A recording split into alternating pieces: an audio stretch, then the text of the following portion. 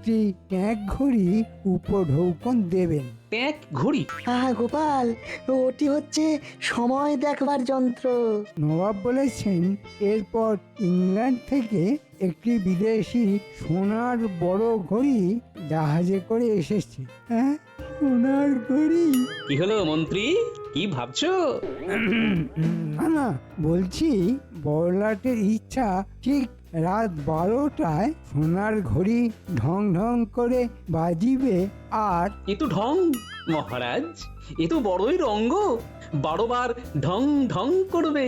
আহ গোপাল, একটু চুপ করো। হ্যাঁ, যা বলছিলাম, সোনার ঘড়ি ঢং ঢং করে বাজিবে আর বড়লাট কেক নামক একটি মিষ্টান্ন কাটিয়া নতুন বর্ষ উদযাপন করিবে। তারপর বল নামক এক প্রকার নৃত্য করিবেন। হ্যাঁ, বল নাচ? সে আবার কি? এ কি আমাদের উপর বলপ্রয়োগ করা হবে নাকি? তোমাকে কি আমন্ত্রণ করা হয়েছে গোপাল? সে যাই হোক, বল প্রয়োগের ব্যাপারটা আমার মাথায় কিন্তু থাকলো। মহারাজ, নবাব লিখেছেন বল নৃত্য সাহেব মেম সবাই মিলেই নাচে, আমরা দর্শনে উপভোগ করব। তুমি এবং তোমার পাত্র মিত্র সবাইকে আনিবে, এটাই আমার ইচ্ছা। আমিও বড়লাটকে দেখাতে চাই আরে ভরে আমরাও কিছু কম যাই না। এবং কি? গোপালকে অবশ্যই আনিবে। মহারাজ, মনে হচ্ছে নবাব বাহাদুর গোপালকে দিয়ে বল নৃত্য করাবে। পরিশেষে জানাই, এই বছরের পূর্ণ খাজনা আমার কাছে এখনো এসে পৌঁছায়নি। নবাব ঘুরে ফিরে সেই খাজনাতে এসেই আটকে যাচ্ছেন মহারাজ। বর্ষবরণে এত বাজনা বাজবে আর উনি খাজনা নিয়েই চিন্তিত। বেশ, তুমি যাও, নবাবকে গিয়ে জানাও 14ই পৌষ প্রত্যুষে মহারাজ কৃষ্ণচন্দ্র, তার পাত্রমিত্র, এমনকি গোপাল সমেত নবাবের কাছে পৌঁছে যাবেন। ধন্যবাদ মহারাজ, আপনার আজ্ঞা নিয়ে আমি আবার রওনা দিচ্ছি নবাবের কাছে। তাহলে মহারাজ, এটা তো বড়লাটের আমন্ত্রণ হলো না?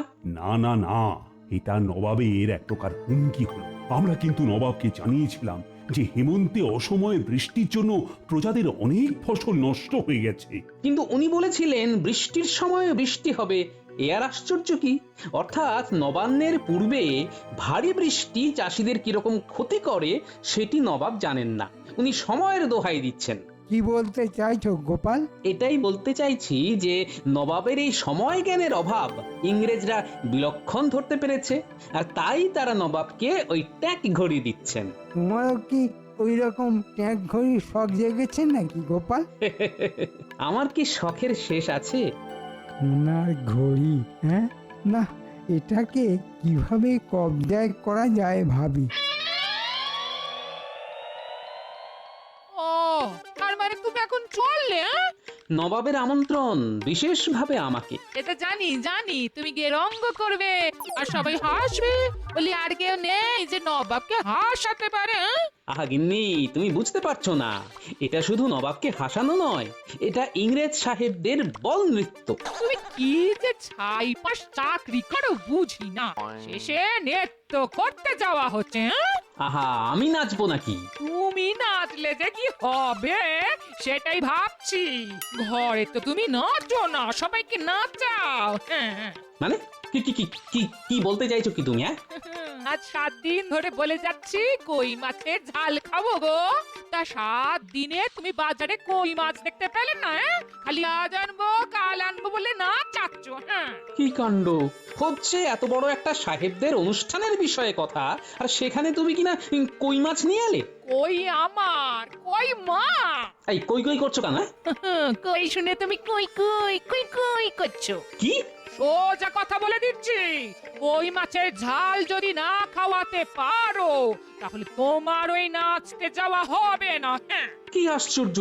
মহারাজ বললেও হবে না। হ্যাঁ, আরে শোনো গিন্নি, এটা একটা বিরাট ব্যাপার। সাহেবরা আমাদের নবাবকে ট্যাঁক ঘড়ি উপহার দেবেন, এটা একটা যাকে বলে দুর্লভ মুহূর্ত হবে। সেই সময় উপস্থিত থাকা একটা বিশাল বড় ব্যাপার গিন্নি। ও, তাতে তোমার কি? হ্যাঁ, তুমি নিজে তো ট্যাঁক খালি করে সব সময় বসে থাকো। হ্যাঁ, উফ, গিন্নি শোনো শোনো, একটা বিশাল সোনার ঘড়ি জাহাজে করে এসেছে, সেইটা ঠিক রাত 12টায় ঢং ঢং করে বাজবে। সোনার ঘড়ি হোক আর তামার ঘড়ি, ঢং ঢং ঢং ঢং করে বাজবে। সেই নিয়ে তুমি এত ঢং করছো কেন বাপু? বলি কটা সোনার গয়না গড়ে দিয়েছ আমাকে? এই রে, কই মাছ তো এর থেকে ভালো ছিল। কিচ্ছু বলি না বলে তো তুমি পেয়ে বসেছো। এখন বাজারে যাও, ভালো দেখে কই মাছ নিয়ে এসো, তবে তুমি যেতে পারবে, এই আমি বলে দিলাম।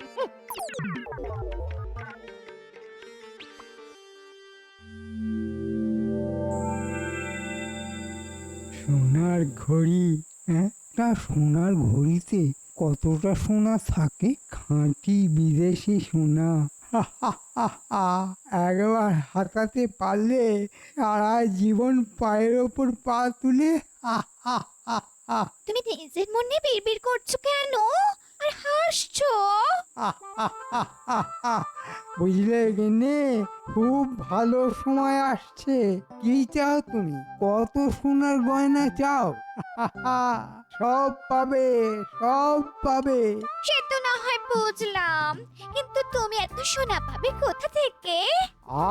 গেনে, সব কিছু তোমার না জানলেও চলবে, তবে এটুকু জেনে রাখো, খুব শিগগিরই দিন বদল হবে। এমনকি আমি রাজা। কি বলছো তুমি?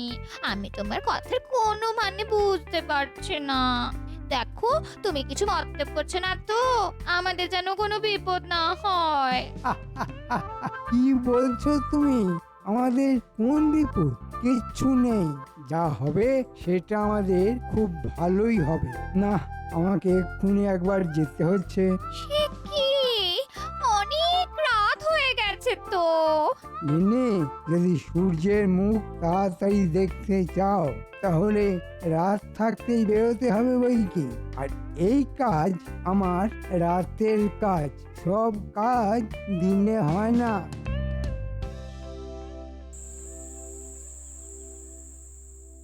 বলি তুমি কি পেয়েছো শুনি এই শীতের রাতে? তোরঙ্গতে কি ভরছো? এই দেখো, আরে আমি কদিন থাকবো তার তো কোনো ঠিক নেই। নতুন পোশাক, তারপর ওই গরম চাদর টাদর কিছু নিতে হবে তো নাকি? তোমার নতুন পোশাক? শেষ কবে কিনেছিলে মনে আছে? গিন্নি চুপ করো তো, তুমি যাও গিয়ে ঘুমো। তোমার তোরঙ্গের এই ক্যাচ ক্যাচানি শব্দে ঘুম ভেঙে গেল। নিজেও সব লন্ড ভন্ড করছো, আর আমারও রাতের ঘুমের তো ভাড়া করছো। যাও সরো তো এখান থেকে, আমি গুছিয়ে দেবো। উফ, না না, মনে হচ্ছে পেটে খাবার ঠিক হজম হয়নি। কই মাছের ঝাল তো না, যেন লঙ্কা বাটা জিভে ডলে দিয়েছে কেউ। বাধ্য হয়ে আমাকে হাঁড়ি থেকে গুড় নিয়ে খেতে হলো। বলি ছোটবেলার অভ্যেস তোমার আর গেল না দেখছি। আমি একটু হেঁটে আসি, বুঝলে? ভালো করে গায়ে আলোয়ান জড়িয়ে নাও। বলি বাইরে পৌষের শীত, সেই খেয়াল রেখো। হ্যাঁ, না, পেট বেশ গরম হয়েছে মনে হচ্ছে, সেই কারণে একেবারে ঠান্ডা লাগছে না, ঘুমটাও আসছে না। না, কাল একবার কবিরাজের থেকে পাঁচন খেতে হবে দেখছি। এত রাতে কে? যেই হয়ে থাক, তারও আমার মতো পেট গরম হয়েছে বলে তো মনে হচ্ছে না। এগিয়ে দেখি তো। তাড়াতাড়ি পৌঁছতে হবে। মন্ত্রী নিশ্চয়ই কোনো কুমতলবে এসেছে। ও বাবা, আবার শীষ দিচ্ছে। বলুন মন্ত্রী মশাই। বড় কাজ আছে। কোথায়? এখানে না, মুর্শিদাবাদে। ও বাবা, তোরা এখনই মুর্শিদাবাদে রওনা হয়ে যা। ছদ্মবেশে থাকবি, বণিকের ছদ্মবেশে। ওখানে তোদের সব কাজ আমি বুঝিয়ে দেব। কিন্তু আমরা কি পাবো? তোরা যা পাবি তা কল্পনা করতে পারছিস না। শুধু বলছি, এ কাজ ঠিক মতো হলে নবাব আর রাজার নাক কাটা যাবে। তোরা অনেক সোনা পাবি, আর আমি নিজেই রাজা হয়ে যাব। হ্যাঁ, বেশ, যা হবার তাহলে নবাবের ওখানেই হবে। নাক কাটা যাবে বলছে, মানে সাহেবদের অনুষ্ঠানের মধ্যেই কিছু একটা হবে। মন্ত্রী, আমি থাকতে তুমি কিছুই করতে পারবে না বাবা। হুজুর মহারাজ কৃষ্ণচন্দ্র তার মন্ত্রী পাত্রমিত্র সমেত এবং গোপাল ভাঁড়কে নিয়ে দরবারে আসবার জন্য প্রস্তুত। আস্তে আজ্ঞা হোক। সুস্বাগতম। তোমরা সকলে এসেছো বলে আমি খুশি হয়েছি। কৃষ্ণচন্দ্র, তুমি আমার এখানে অতিথি। কোনো ভুল ত্রুটি হলে মার্জনা করো। নবাবের অতিথি নিবাসে আমরা সকলেই খুব ভালো আছি। নবাবকে ধন্যবাদ, ধন্যবাদ। এই যে গোপাল, তোমাকে তো আর আমার দরবারে পেলাম না, তাও এরকম উপলক্ষে তোমাকে দেখলাম। আমরা তো সবাই এসেছি। সে তো দেখতেই পাচ্ছি। চলো চলো কৃষ্ণচন্দ্র, আমরা সাহেবদের বড় ঘরে যাই। ওইখানে এখন সোনার ঘড়ির উদ্বোধন হবে। চলো।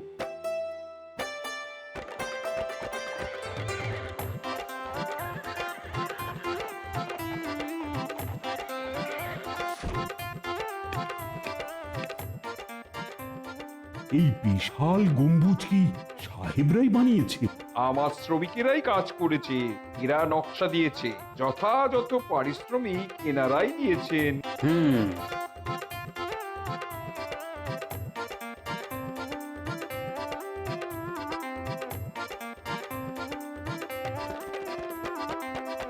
তোমরা আসাতে আমি খুব খুশি হইয়াছি। আমরাও খুশি। উদ্বোধন পর্ব যত তাড়াতাড়ি করা যায় ততই ভালো। আমরাও তোমাদের ঘড়ি দেখতে ভীষণ উৎসাহী। নিশ্চয়ই। পরিচয় করাই, কৃষ্ণনগরের মহারাজ কৃষ্ণচন্দ্র, তার সহযোগী এরা সবাই। কিন্তু একে চিনে রাখুন, এ হলো গিয়ে গোপাল ভাঁড়। ও বেশ, কৃষ্ণচন্দ্র, আমি বড়ই খুশি হলাম তুমি আসাতে। গোপাল বাবু, তোমাদের স্বাগতম। ইয়ে মানে ওই গ্যাপালটা কি? Gopal Gopal Gopal is funny, Gopal is funny. Clock পাশের ঘরে, I mean room. Oh sorry sorry sorry, দুঃখিত দুঃখিত। ক্লক মানে তোমাদের গড়ি গড়ি। ও বেশ বেশ। মহারাজ, ঘড়ি আছে পাশের ঘরে।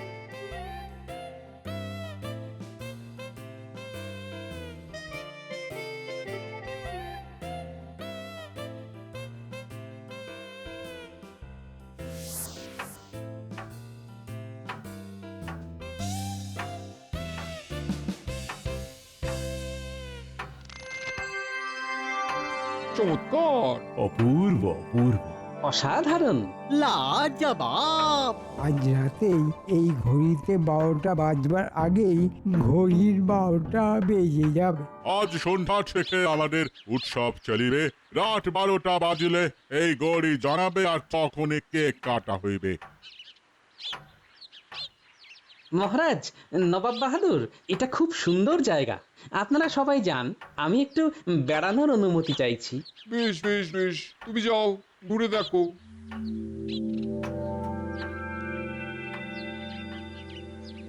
কেমন আছো প্রহরী? আমরা একটু ভেতর ঘুরে দেখতে চাই। অনুমতি চাই, অনুমতি ছাড়া ঢুকতে দেওয়া হয় না। আচ্ছা, আমরা এই গম্বুজের বাইরে বাগানটা তো ঘুরতে পারি।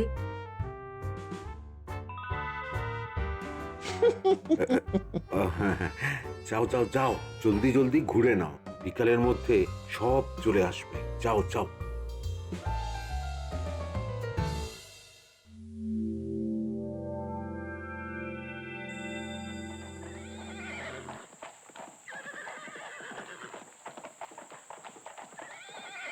কি হলো গোপাল? মহারাজ, নবাব বাহাদুর, আপনারা ভিতরে যান, আমি আসছি। ঠিক আছে ঠিক আছে, তুমি কিন্তু বড্ড ছটফটে হয়ে গেছো গোপাল। গোপাল শয়তানটা কিছু আন্দাজ করেছে কিনা কি জানে।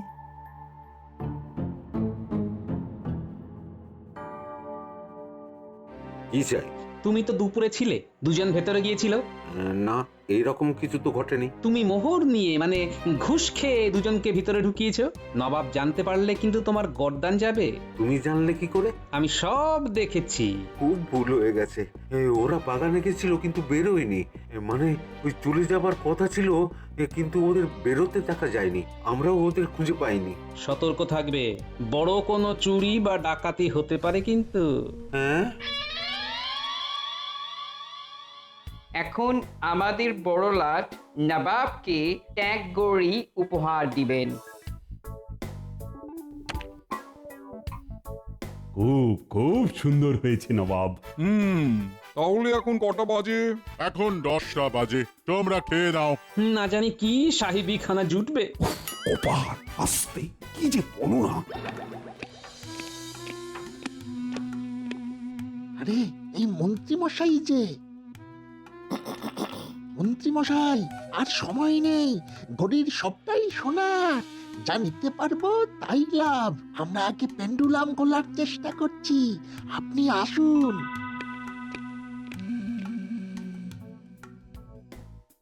সবাই শুনবেন, ঠিক রাত 12টার সময় ঘড়ি ঢং ঢং করে, তখন সবাই চিৎকার করিয়া বলিবেন, happy new year. Happy new year. ঠিক আছে, এতে ওই নতুন বছর শুরু হবে, তাই তো? হ্যাঁ, আচ্ছা কৃষ্ণচন্দ্র, গোপাল কই? আমার মনে হচ্ছে গোপাল নাচ করবার ভয়ে পালিয়েছে। মন্ত্রী, আমি তোমার রাজাকে প্রশ্ন করছি, তুমি বেশি বাচাল হইও না, কপালে অনেক দুঃখ আছে কিন্তু। মন্ত্রী তুমি চুপ করো। যথা আজ্ঞা মহারাজ।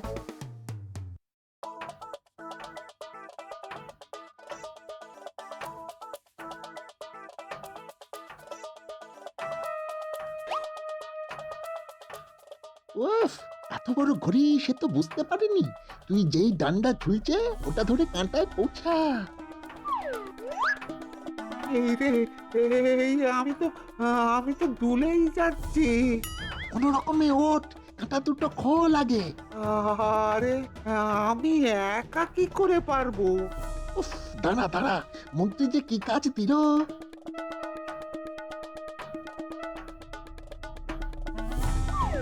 রিপাস, সোনার কাঁটা।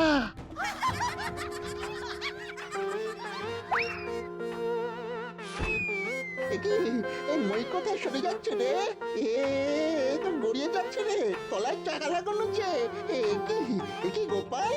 ঢং ঢং করে ঘড়ি বাজু, মই আজ তোমাদের কপালে জুটছে না।